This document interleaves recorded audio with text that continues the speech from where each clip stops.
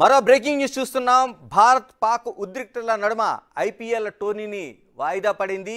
భారత్ పాక్ ఉద్రిక్తతల నడుమ ఐపీఎల్ను governing council ఈ నిర్ణయం తీసుకుంది. ఐపీఎల్ని రద్దు చేయాలని ఆటగాళ్ల భద్రత దృష్ట్యా ఈ నిర్ణయం తీసుకున్నట్టు తెలుస్తోంది.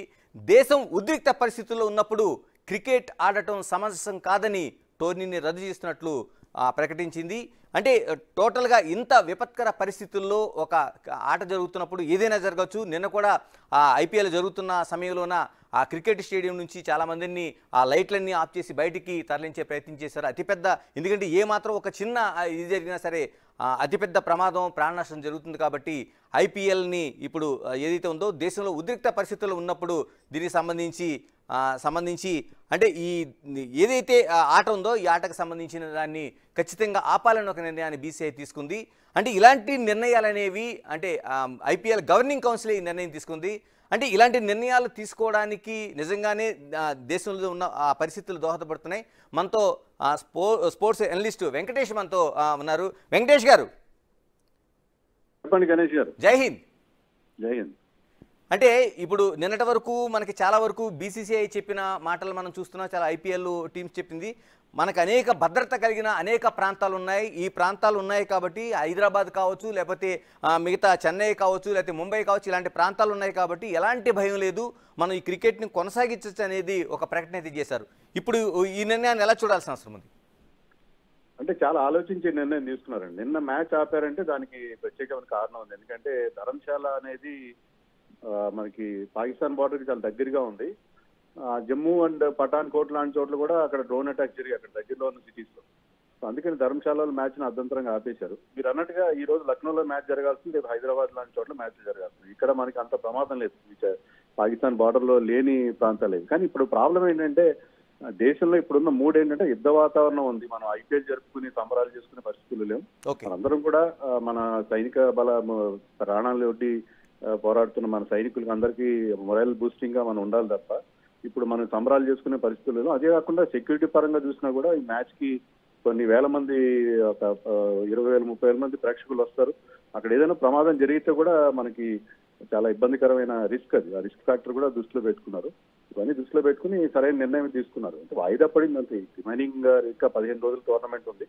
అది మరొక సందర్భంలో మరొక విండో ఏర్పాటు చేసి అప్పుడు దాన్ని కంటిన్యూ చేస్తాం. నిజంగా మీరు అన్నట్టు వెంకటేష్ గారు, నిన్న ధర్మశాలలో జరిగిన దాన్ని ఆ ఉద్రిక్తత చూస్తే, ఎందుకంటే అప్పటికప్పుడు ఉండే ఫ్లడ్ లైట్లను ఆపారు, వాళ్ళందరినీ ఆ స్టేడియం అంతా ఖాళీ చేయించడం కోసం అనౌన్స్మెంట్ చేశారు. ఆ తర్వాత దాన్ని ఒక ఫ్లడ్ లైట్ మాత్రమే వెలిగించి వాళ్ళందరినీ తీసుకెళ్ళడం నిజంగానే చాలా రిస్క్ అనిపించింది. కాకపోతే ఈరోజు బీసీసీఐ తీసుకున్న నిర్ణయాన్ని మనం స్వాగతిస్తూనే, అంటే ఎలాగా ప్రతి స్పోర్ట్స్ పర్సన్ కావచ్చు, మిగతా వాళ్ళు కావచ్చు, ఇలాంటి సమయాల్లో ఎలా ఉండాల్సిన అవసరం ఉంది? అందరూ కూడా మనం ఏంటంటే మన సైనిక దళాలకి మనం పూర్తి సపోర్ట్ అందించాలి. ఇప్పుడు ఈ వార్ సిచ్యుయేషన్ లో ఎవరు కూడా, కొంతమంది క్రికెటర్లు కానీ రకరకాల ట్వీట్స్ చేయడం, శాంతి గురించి మాట్లాడడం అన్ని విన్నాం మనం. అలా కాదు, ఇప్పుడు వార్ టైంలో మిగతా అప్పుడు మీకు ఎన్ని వేరే ప్రత్యేక అభిప్రాయాలు ఉంటాయి. వార్ సిచ్యుయేషన్ అందరూ కూడా ప్రతి భారతీయుడు కూడా మన సైనిక దళాలకి ఫుల్ సపోర్ట్ ఇస్తూ వాళ్ళ మొరల్ ని హైగా ఉండేలా చూసుకోవాల్సిన అవసరం. థ్యాంక్ యూ వెంకటేష్ గారు. ఇది అంటే మనకి అంటే ఒక నిజంగానే యుద్ధం కాని యుద్ధాన్ని మనం చూస్తున్నాం. అంటే ఒకవైపు తీవ్రవాదులను ప్రవేశపెడుతున్నారు, మన సామాజిక వాళ్ళు, అంటే ఇది అన్యాచురల్ ఏం కాదు, ఎక్స్పెక్టెడ్.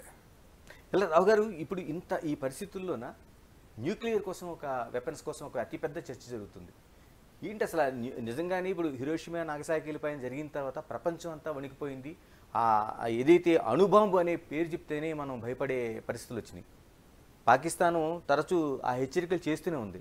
ఇలాంటి టైంలో మనం ఎలాంటి ఆలోచనలు చేయాల్సిన అవసరం ఉంది? మన పాలసీ ప్రకారం అయితే మనం ఫస్ట్ వాడమని ఎప్పుడో చెప్పేసేవాడిని. మనం ఫస్ట్ వాడే ప్రసక్తి లేదని చెప్పేశాం. ఎవరైనా వాడితే మాత్రం అప్పుడు ఆలోచిస్తామని చెప్పాం. పాకిస్తాన్ ఏమని చెప్పింది?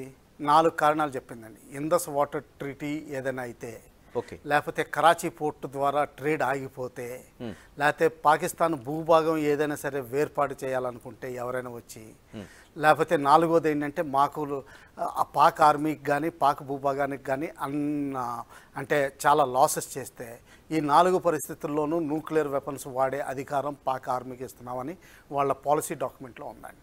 అంటే ఈ పాలసీస్